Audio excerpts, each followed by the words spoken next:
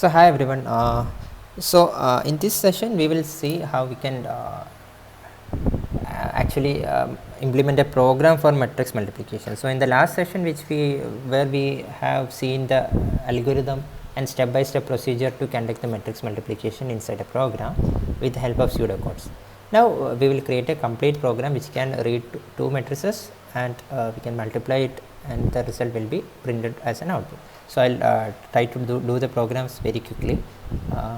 So first of all we have to read the sizes. For sizes of two matrices we should have m comma n comma p comma q, and we know that we are going to use a basic I, j and all. So this much variable we can declare now, okay, and later whenever we need new variables we can declare that time, okay. So these are some basic requirement for this. So m and n for the size of first matrix, p and q for the size of second matrix, I and j for reading matrices and all. We need to use loops, two loops, right? So that I and j are going to use. So first we have to print a message cout,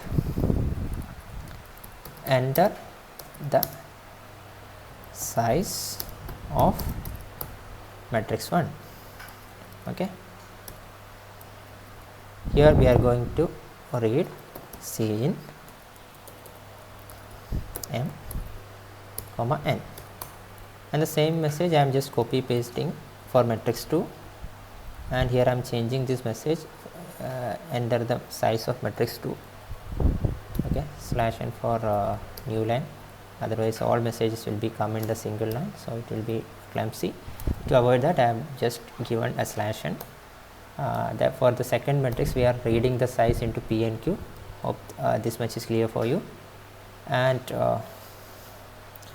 now before showing a message to enter a matrix, we can have a condition check whether the two matrices are compatible for multiplication or not. For that what we can do, if p not equal to n, right? So this and all we have discussed a lot, so I am not talking anything about it. And I am also writing an else part. In this else part what we are going to do, in this inside this else only we are going to do the matrix multiplication procedure, okay. Matrix is compatible for multiplication, then only it will come to this else part, right? Multiplication, or yeah, that's it. So if p not equal to n, we can right away show a message cout what, sorry, matrices are incompatible for multiplication. Any message, error or something you can give. I just given a long message, that's fine. So else part what we can do, else part here we are going to write the actual procedure for multiplication, but till now we haven't read the matrix, we only read the size of the matrix. So we can print a message cout, enter matrix 1, enter elements of matrix 1, okay. And for reading a matrix, as we know, we should use two loops, I loop, I equal to 0, I less than n, I plus plus.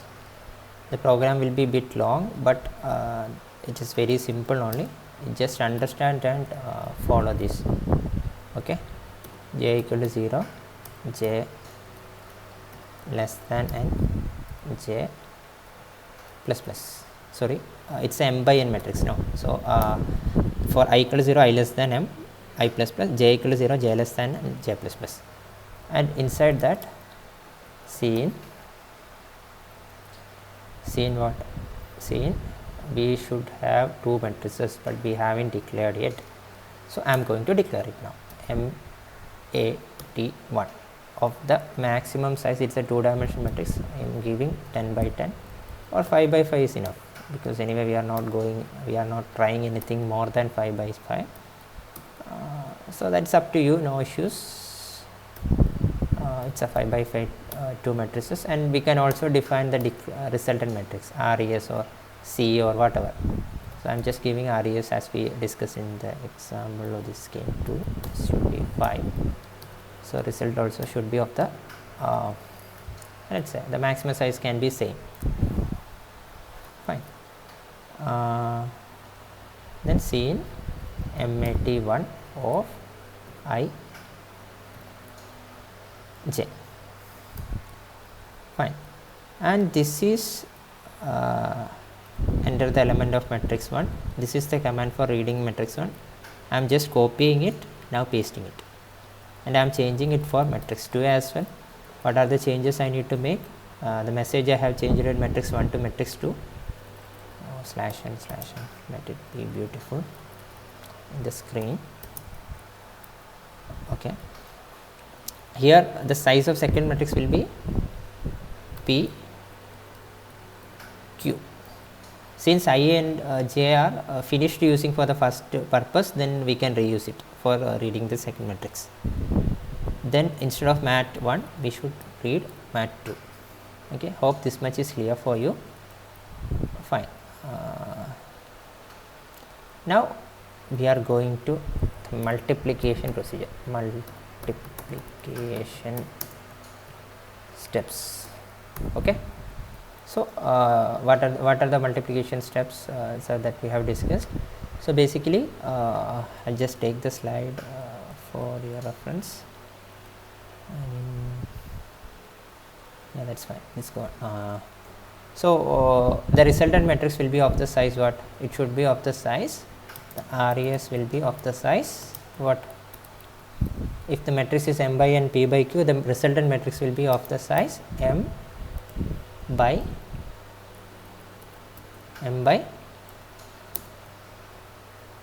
Q, right? The resultant will be, the matrix will be of the size M by Q.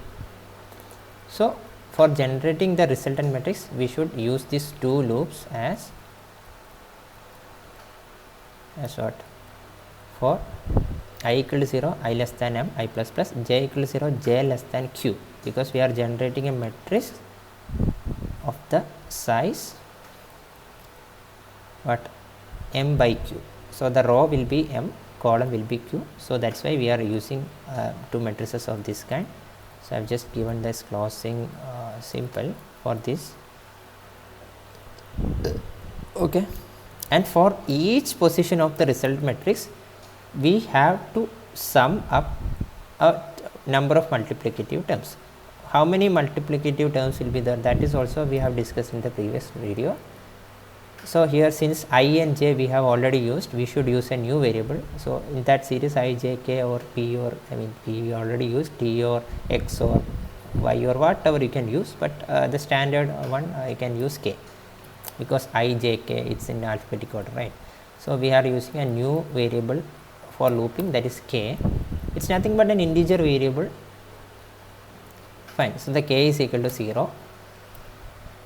K should be less than. So how many multiplicative terms will be there? The number of multiplicative terms for summing up in a single position of result, which is equal to either P or N. Both are same. P and N are same. So we can give P here, then K plus plus. Okay, so those who are watching this video and understanding this concept, and you will be having a lot of confusion, because you should have that concept clear. So watch the previous video if you are not very comfortable about this usage of K here. Yes, whatever.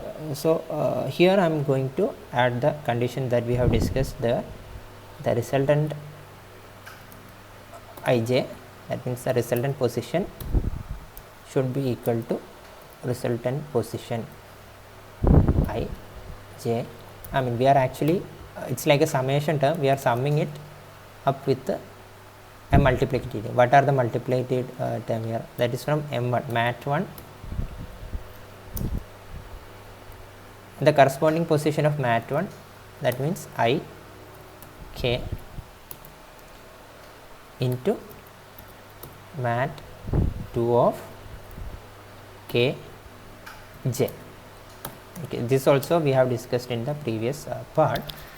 So this the same thing which we can write in C++ in a way that plus equal to, because result ij is equal to result ij plus, we can write in result ij plus equal to. Okay, both are one and the same, but this is the simplest way we can use.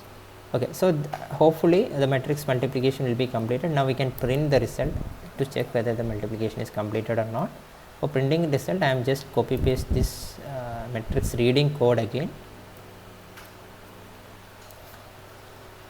display the result. Okay, here I am changing the message.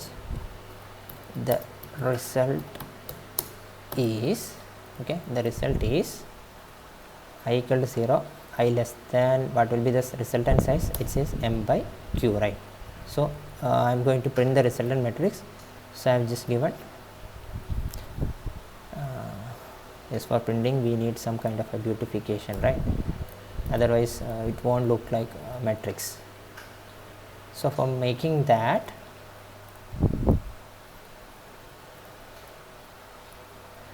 what I will do, I will so for each position, after each position, it is not C in, it is C out. So after each position I will put a small space, that is slash t. Fine. And after each row, to get it in the form of a matrix, I am going to give a, so I can give 2 slash n. 1 slash n is fine, but 2 slash n will be more beautiful. What smileys? Okay. Yep. So I think we have done with the logic. So let us see whether this will work or not. Hopefully, I mean, I believe there can be some errors because we have run it real timely. Here one semicolon is missing. What else? Okay, now let us compile. So let the compiler tell what was the mistakes which we are in the program. Oh, that's great. It's showing there is no error. I think the file name is changed. That's why there is no errors. Save as matrix save. Please. Now let us compile once again. Yes, still there is no errors. That's great. So now let us run this program. So what is the size of matrix 1? We will do one thing. We will take the same example which we have discussed. So we can easily validate the results, right? So the example is 1 2 3 1 2 1. So the matrix size is 2 by 3 and 3 by 2. So 2 by 3, 3 by 2. So the matrix of size, so it's little confusing, so I will just run it again. Clear. Yeah, run it again. So the size of matrix 1 is what was the size? 2 by 3 and 3 by 2.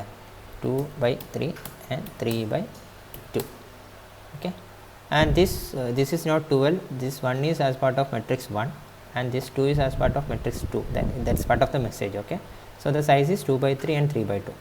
Now since it is compatible for matrix multiplication, now let us enter that matrix. So what is the first matrix? 1 1 1 2 3 1 2 1 1 2 3 1 2 1.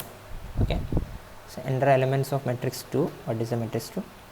1 2 1 2 3 1 1 2 1 2 3 1. The result is 1 2 1 2. Okay, so the error was actually we had after copy pasting we were mentioning mat here, no, instead of result. Actually we need result here, right? So the result, that was a mistake which we made when copy pasting the code. So it should be result ij, okay, and the result is, after result we can give a slash n. So in the next line it should print the message, okay. So now let us run the program once again, okay. So I'm just clearing it. So now program matrix multiplication is out. So we will give the same example. It's a 2 by 3 matrix and the numbers are 1 2 3 1 2 1. And the second one is 3 by 2 matrix and the numbers are 1 2 1 2 3 1. Okay, so I'll just give that as an example. 2 by 3, then 3 by 2. Okay, so enter the elements of matrix 1. The numbers are 1 2 3 1 2 1. I gave 6 elements, 1 2 3 1 2 1. For the matrix 2, the numbers I am going to give is 1 2 1 2 sorry 1 2 3 1, the same number which is there in the example. Okay, so the result is 12 9 6 7. So let us see, 12 9 6 7. So that's it. I think now the program is clear for you. So the basic things I'll just repeat it in a short. So first we read the size of the matrices, matrix 1 and matrix 2. Then we are just checking the matrix whether it is compatible for multiplication or not. If it is compatible, then we will come to this matrix multiplication part. And here first we will go for the reading part, and after reading what we are doing, we are going for the multiplication steps. So multiplication steps, one important step is we will have a variable k, a loop inside two for loops, that is inside one I and j loop, that is a k loop, where this is the core concept or core code for running a C++ multiplication program. Here the point to be noted, you can imagine like the logic, even though it is very complex to little bit complex to understand, but when it comes to the implementation, it is all the matter of 1 or 2 lines, right? So that skill actually you have to develop. When we are met with a problem, with a mathematical related problem, how we can convert that mathematical problem into kind of a logic which we can implement inside a C++ program. So that is the skill you are trying to acquire. So how you can acquire the skill? That is by practice and try to you can even go through the internet and try to solve some kind of a problems of this such. So here 3 examples that we have discussed with respect to matrix. You can try more to find the largest in a matrix, or to replace all even numbers in a matrix with the help of with a particular number. So those kind of many problems you can do possible in matrix operations. So that kind of a thing you can try out if you are interested. So that's it. So I think you understood the concept of matrix multiplication. Thank you.